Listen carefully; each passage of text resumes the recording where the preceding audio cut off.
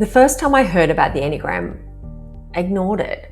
It was just too much to wrap my head around. It came knocking again 2 years later, and again I thought, that's interesting, but I'm not ready for that right now.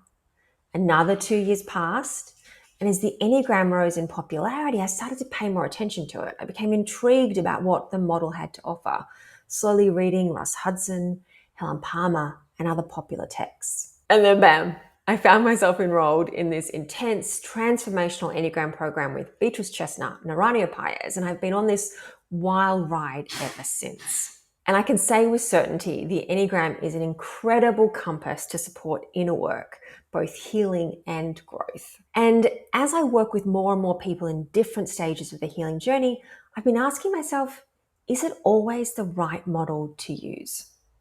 Before we dive into answering that question, I'm Samantha Mackay, chronic illness mentor, Enneagram practitioner, and healing coach at the Individual Process. I unpack what it means to heal and grow in this modern world, especially with chronic illness, in a culture that in its own way promotes illness and dis-ease over sustainable healing and growth. So when is the right time to use the Enneagram? Well, that depends on how you use it.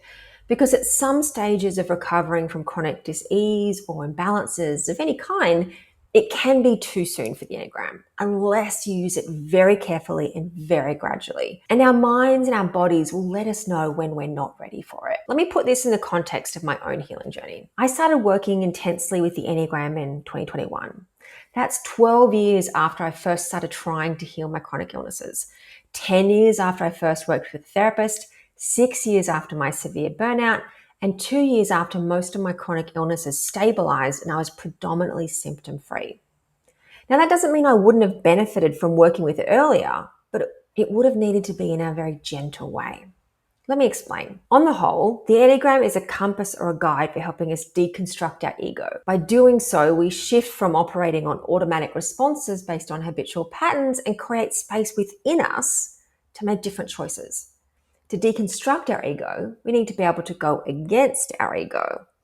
And to do that, we must already have a lot of resources to support us, both internally and externally. Internally, we need to have the capacity to observe our automatic responses and to sit with them, which means to stay with the uncomfortable sensations and the pain that tells us we need to act now. Which means we need to be able to stay with the uncomfortable sensations and pain which want us to react and act now in a habitual way. Externally, we need to have a range of relationships to support us. That can be a partner, friends, a therapist, a coach, a personal development group, someone that we can talk to and share all the weird and scary stuff that's coming up and changing and feel seen as we share it, to not feel shut down in any way. The other resources we tend to need are time and money. Time to read the books, to do the self-reflection, to prioritize inner work, and money to pay for the books, for the therapist, the coach, the group, and other healers to support whatever arises in the process and to attend the retreats and so on.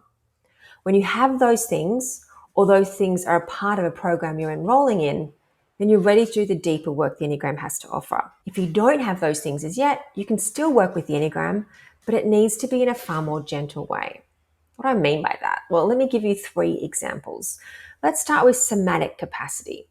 That's the ability to stay in our body as uncomfortable sensations arise.